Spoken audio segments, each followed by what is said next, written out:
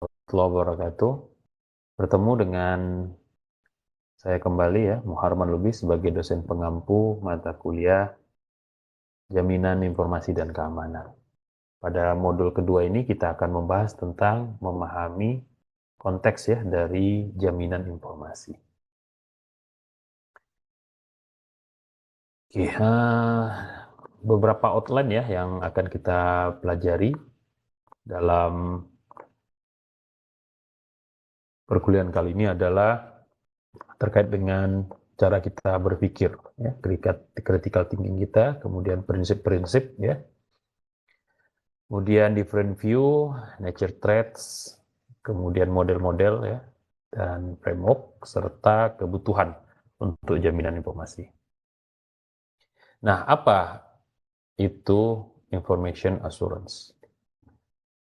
Amerika, ya, pemerintah Amerika mendefinisikan information assurance itu sebagai suatu ukuran, ya, untuk melindungi dan mempertahankan informasi dan juga sistemnya, ya. Jadi informasi sebagai kontennya dan juga sistemnya, ya, yang merangkumi informasi di mana komponen-komponen saling bekerja sama untuk mencapai tujuan. Nah, apa yang dipertahankan atau yang dilindungi, ya, ensuring availabilitas, ya, ketersediaannya, integritas, ya, kemudian autentikasinya, kerahasiaannya, dan juga non-repudiation, tidak bisa dilakukan secara berulang-ulang tanpa izin yang sah. Nah, tindakan ini termasuk juga menyediakan restorasi, ya, untuk sistem informasi dengan membolehkan proses pertahanan, ya, atau perlindungan, proses deteksi, dan juga kapabilitas untuk bereaksi. Oke. Nah, kalau seperti itu, apa definisi yang bisa menjelaskan secara utuh?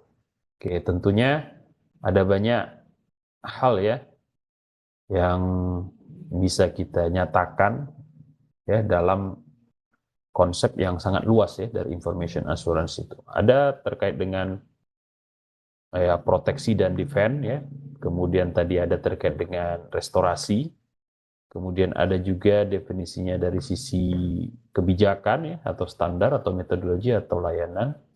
Ada juga terkait dengan memastikan ya sifat-sifat dari keamanan itu bisa terselenggara dengan baik. Oke, 5 pilar dari information assurance itu adalah integritas ya, integritas, di mana ini termasuk jaminan bahwa seluruh sistem informasi dilindungi dan tidak bisa dirusak atau dihancurkan, atau memastikan bahwa proses penghancuran itu bisa dicegah. Kemudian ketersediaan yang bermakna bahwa siapapun yang membutuhkan informasi itu dibolehkan ya untuk mengakses.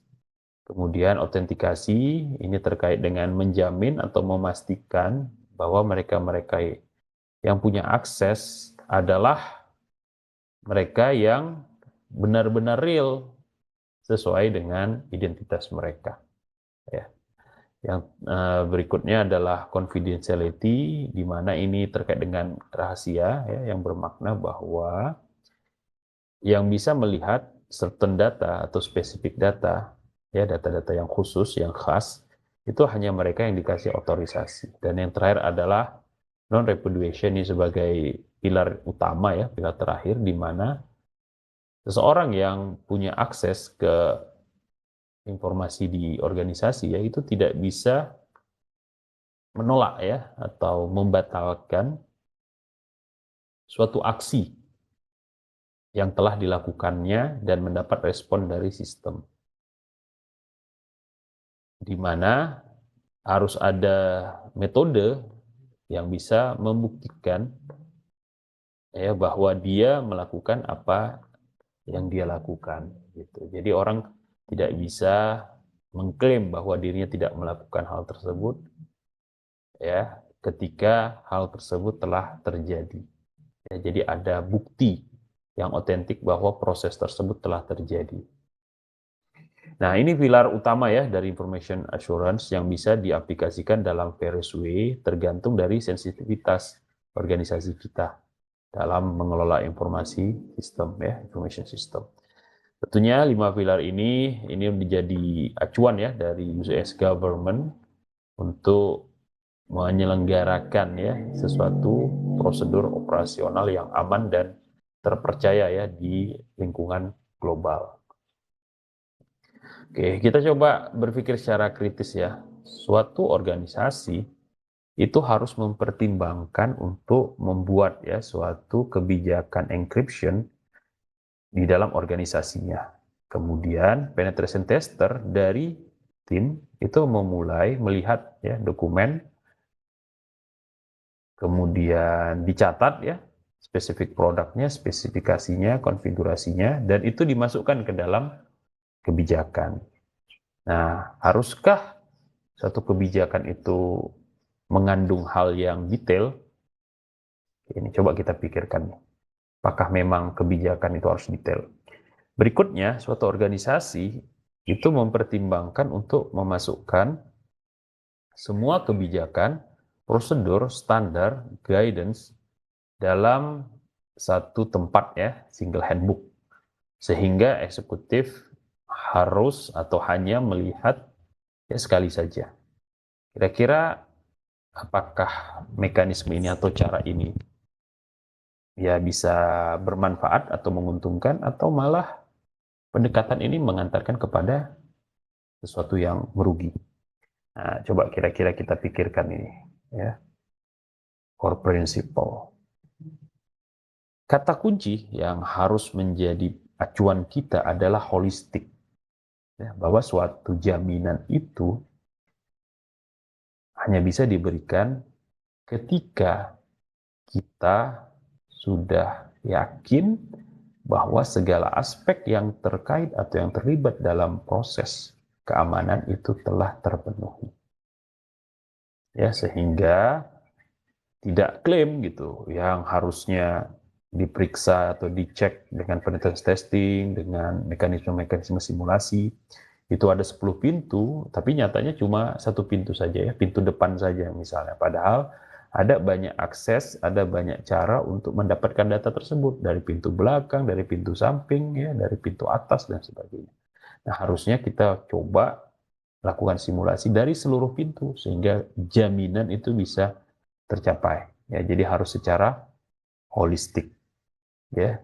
Terus yang berikutnya adalah terkait dengan compliance, kepatuhan. Karena seringkali kepatuhan itu tergeserkan oleh efisiensi, ya, di mana misalnya kita tidak mau patuh terkait dengan syarat minimal, ya, alih-alih kita penuhi syarat minimal, kita cut the cost, gitu, reduce budget, ya, kita tidak mau memastikan bahwa prosedur yang telah tertuangkan itu ketika diimplementasikan memang real gitu dalam proses eksekusinya. Nah, ini kan harus dibuktikan ya, harus dieksekusi dan dilaksanakan. Nah, tapi untuk cut the cost atau reduce the cost, reduce the expense, maka alih-alih kita patuh, yang terjadi adalah kita bypass mekanisme tersebut, kemudian kita mengatakan bahwa sudah sesuai dengan prosedur. Nah, ini yang berbahaya ya. Jadi memang administrasi atau birokrasi dibuat bukan untuk mempersingkat, tapi untuk memperlama. Nah, namun bukan sekedar memperlama ya. Kalau memperlama saja itu memang ada motif behind that ya, ada agenda behind that. Tapi memperlama dalam artian apa? Memastikan bahwa konsep ataupun prosedur yang telah dituliskan, kebijakan yang telah dituliskan ketika diimplementasi maka hasilnya sesuai dengan apa yang diinginkan. Jadi tujuan birokrasi lama adalah untuk memastikan hal itu sebagai jaminan. Jadi jaminan itu harus melalui mekanisme yang holistik ya, dan juga harus melalui kepatuhan ya, compliance. Oke, tentu kalau kita ngomongin tentang keamanan ya, maka kita tidak bisa luput dari CIA ya, yang merupakan aspek yang didengung-dengungkan sebagai ciri khas atau tujuan dari suatu keamanan. Tapi kita harus paham bahwa bukan aspek ini yang kita kejar, ya. Melainkan aspek ini dapat atau kita raih ketika kita memastikan bahwa peranan teknologi, peranan kebijakan dan praktis, terutama orang juga, people, itu melaksanakan fungsinya sebagai proses, sebagai penyimpan, dan sebagai transmisi terkait dengan utilisasi dari suatu teknologi.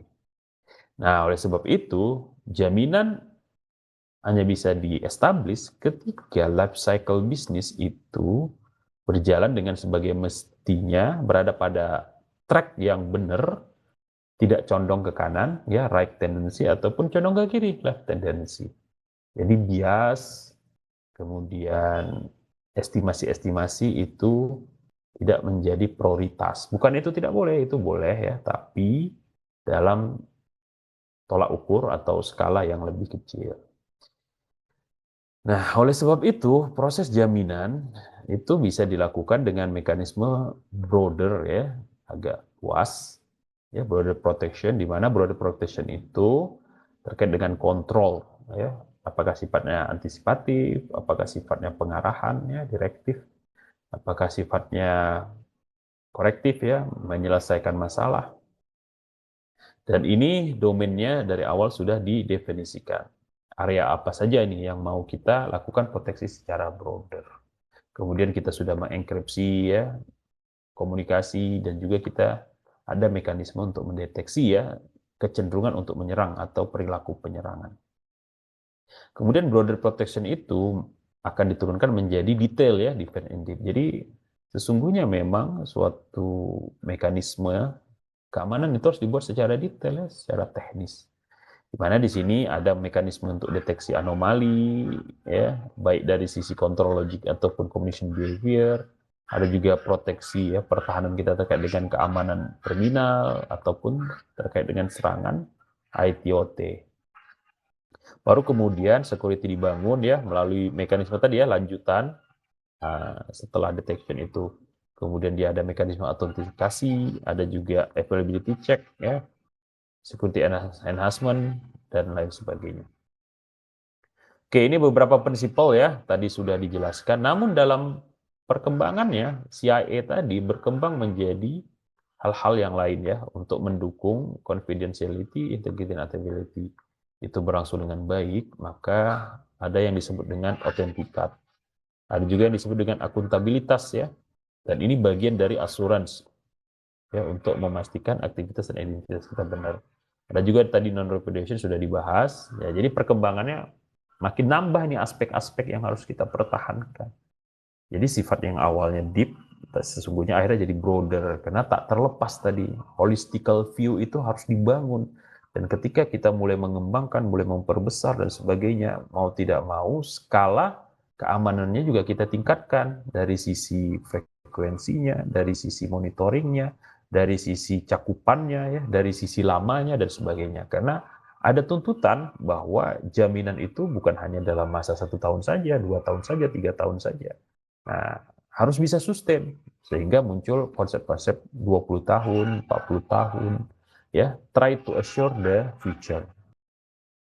Nah, ada tambahan lain yang berkembang terkait dengan privasi, karena bersenggolan dengan masalah-masalah sosial, ya, di mana harus ada kemampuan dari individu untuk mengasingkan dirinya atau menyembunyikan datanya. Jadi bukan hanya diserahkan kepada provider gitu. Kemudian juga ada encouragement untuk utility. Utility juga harus ada, jangan cuma CIA, authenticity, accountability, dan non-repudiation, nambah 3 aja.